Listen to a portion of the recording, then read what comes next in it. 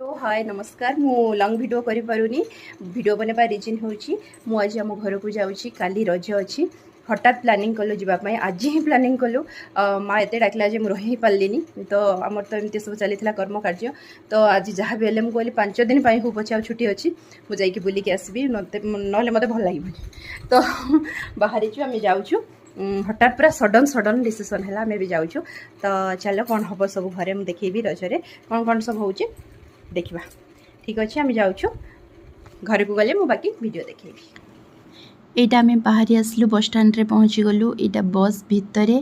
तो फाइनाली आम सकाळ हो गला ऑटो रे आसी पहुँची गलु माँ किछि मानी देखि करिया